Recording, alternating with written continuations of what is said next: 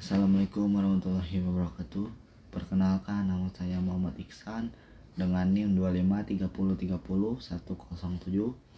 Di sini saya akan mempresentasikan tugas Pancasila yang berjudul korupsi sebagai pelanggaran nilai-nilai Pancasila.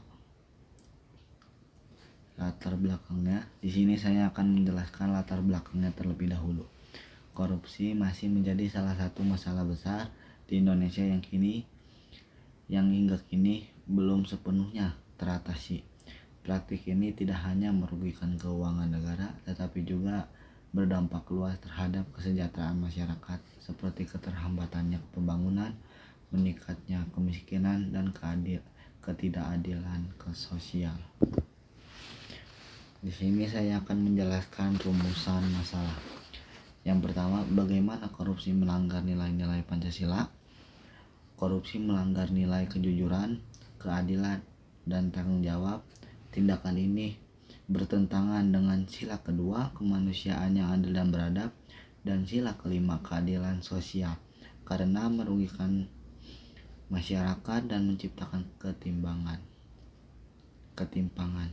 Yang kedua, bagaimana upaya mencegah dan berantas korupsi? Upaya dapat dilakukan melalui penegakan hukum yang tegas, meningkatkan transparansi pendidikan anti korupsi, serta menanamkan nilai-nilai Pancasila dalam kehidupan sehari-hari. Pengertian deskripsi. Korupsi adalah tindakan penyalahgunaan kekuasaan atau jabatan untuk keuntungan pribadi atau kelompok yang merugikan negara dan masyarakat. Yang kedua itu contoh korupsi. Penggelapan uang negara, suap, memberi atau menerima uang untuk kepentingan tertentu, penyalahgunaan wewenang jabatan. Yang ketiga, dampak korupsi. Merugikan keuangan negara, menghambat pembangunan, meningkatkan kemiskinan, menurunkan kepercayaan masyarakat terhadap pemerintah. Nilai-nilai Pancasila. Yang pertama itu adalah ketuhanan yang Maha Esa, yaitu mengajarkan kepercayaan kepada Tuhan, toleransi antar umat beragama, dan menjalankan ajaran agama dengan baik. 2. Kemanusiaan yang adil dan beradab, menjunjung tinggi nilai kemanusiaan, saling menghormati, dan berlaku adil terhadap sesama. Yang ketiga, persatuan Indonesia, mengutamakan persatuan dan kesatuan bangsa di atas kepentingan pribadi atau golongan. Yang keempat, kerakyatan yang dipimpin oleh hikmat kebijaksanaan dalam permusyawaratan atau perwakilan, yaitu mengutamakan musyawarah dalam mengambil keputusan dan demi kepentingan bersama. Yang kelima adalah keadilan sosial bagi seluruh rakyat Indonesia, yaitu mewujudkan keadilan, kesejahteraan, dan pemerataan bagi seluruh rakyat. Di sini adalah korupsi melanggar sila-sila. Yang pertama, korupsi melanggar sila ke-1. Yang pertama, bertentangan dengan ajaran agama, yaitu semua agama melarang perbuatan mengambil hak orang lain, menipu, dan berbuat curang. Yang kedua, tidak jujur dan tidak amanah, yaitu korupsi menunjukkan perilaku tidak dapat dipercaya dalam mengelola tanggung jawab. Yang ketiga, kurangnya rasa takut terhadap Tuhan, yaitu pelaku korupsi mengabaikan nilai moral dan dosa dalam perbuatannya. Kesimpulannya adalah korupsi melanggar sila ke-1 karena tidak memberikan keamanan dan ketaatan kepada Tuhan. Orang lain yang berpegang teguh pada nilai ketuhanan seharusnya menjauhi segala bentuk kecurangan termasuk korupsi. Korupsi melanggar sila kedua, merugikan orang lain dan masyarakat, yaitu uang yang seharusnya digunakan untuk kepentingan umum, pendidikan, kesehatan, dan pembangunan justru disalahgunakan untuk kepentingan pribadi. Yang kedua, tidak adil, yaitu korupsi membuat ketimpangan karena hanya menguntungkan segelintir orang sementara masyarakat dapat dirugikan. Yang ketiga, tidak beradab, yaitu tindakan korupsi menunjukkan perilaku yang tidak bermoral, tidak etika, dan tidak mencerminkan nilai kemanusiaan. Kesimpulan melanggar sila kedua karena tidak mencerminkan sikap adil dan beradab terhadap sesama manusia. Sebaliknya, korupsi justru menimbulkan penderitaan dan ketidakadilan dalam masyarakat. Korupsi melanggar sila ketiga. Yang pertama, mementingkan diri sendiri, yaitu korupsi lebih mengutamakan kepentingan pribadi daripada kepentingan bangsa dan negara. Yang kedua, merusak kepercayaan masyarakat, yaitu tindakan korupsi membuat masyarakat kehilangan kepercayaan terhadap pemerintah dan lembaga negara. Yang ketiga, memecahkan persatuan, yaitu korupsi dapat menimbulkan ketidakpuasan, konflik sosial, dan perpecahan di masyarakat. Kesimpulannya, korupsi melanggar sila ketiga karena tidak mencerminkan semangat persatuan dan kebersamaan. Sebaliknya, korupsi justru merugikan negara dan dapat merusak persatuan bangsa Indonesia. Korupsi melanggar sila keempat, penyalahgunaan kekuasaan, yaitu korupsi dilakukan dengan memanfaatkan jabatan atau wewenang yang seharusnya digunakan untuk kepentingan masyarakat, tidak mencerminkan kebijaksanaan. Yaitu tindakan korupsi bukan keputusan yang bijak, melainkan keputusan yang merugikan banyak orang. Yang ketiga, mengkhianati kepercayaan rakyat, yaitu wakil rakyat atau pejabat seharusnya memperjuangkan kepentingan masyarakat, bukan kepentingan pribadi.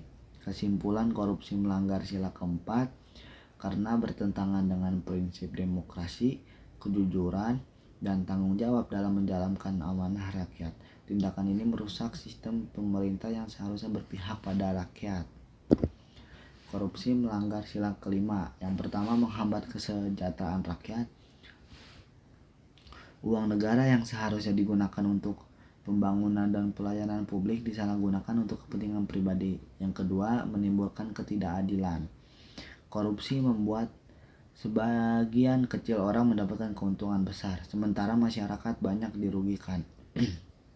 Yang ketiga, memperlebar kesenjangan sosial, yaitu korupsi menyebabkan perbedaan antara yang kaya dan miskin semakin besar. Kesimpulan, korupsi melanggar sila kelima karena bertentangan dengan prinsip keadilan dan kesejahteraan bersama. Tindakan ini merugikan rakyat dan menghambat terciptanya keadilan sosial di Indonesia.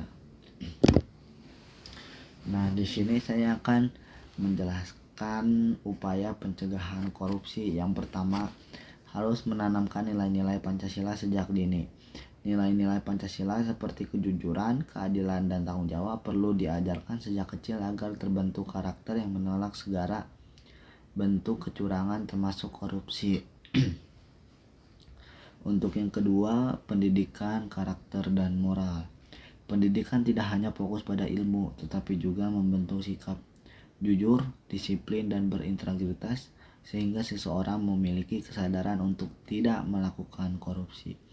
Penegakan hukum yang tegas. Hukum harus ditegakkan secara adil dan tanpa pandang bulu agar memberi efek jera bagi pelaku korupsi dan mencegah orang lain melakukan hal yang sama. Yang keempat, transparansi dan kejujuran. Keterbukaan dalam pengelolaan keuangan dan kebijakan publik dapat mengurangi peluang korupsi serta mendorong sikap jujur dalam setiap tindakan. Yang kelima, peran aktif masyarakat. Masyarakat perlu ikut mengawasi, melaporkan, dan menolak praktik korupsi agar tercipta lingkungan yang bersih dan bebas dari korupsi. Untuk yang selanjutnya, di sini saya akan menjelaskan peran mahasiswa dalam mencegah korupsi. Yang pertama, menjadi generasi anti korupsi. Mahasiswa sebagai generasi muda yang memiliki komitmen kuat untuk menolak korupsi dan menjadi contoh dalam membangun budaya bersih dan berintegritas di masyarakat. Yang kedua, bersikap jujur dalam kehidupan sehari-hari. Kejujuran harus ditetapkan dalam hal kecil seperti tidak berbohong, tidak curang, dan bertanggung jawab, karena sikap ini menjadi dasar untuk mencegah perilaku korupsi di masa depan. Yang ketiga, tidak mencontek. Itu adalah bagian korupsi yang paling kecil. Mencontek merupakan bentuk kecurangan yang mencerminkan sikap tidak jujur.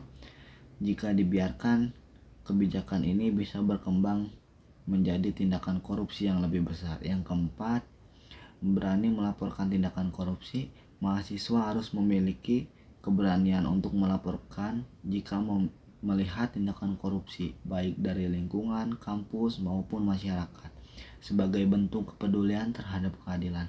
Kesimpulannya, mahasiswa memiliki peran penting sebagai agen perubahan dalam menciptakan lingkungan yang jujur dan bebas dari korupsi, dimulai dari diri sendiri dan lingkungan sekitar.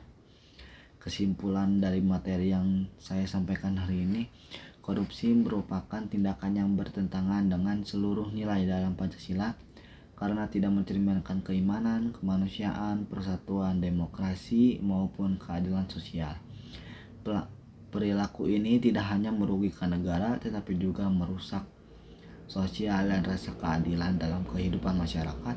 Oleh karena itu, upaya pencegahan korupsi harus dinilai dari diri sendiri dengan menanamkan sikap adil dan sikap jujur, bertanggung jawab, dan berintegritas dalam kehidupan sehari-hari. Terima kasih.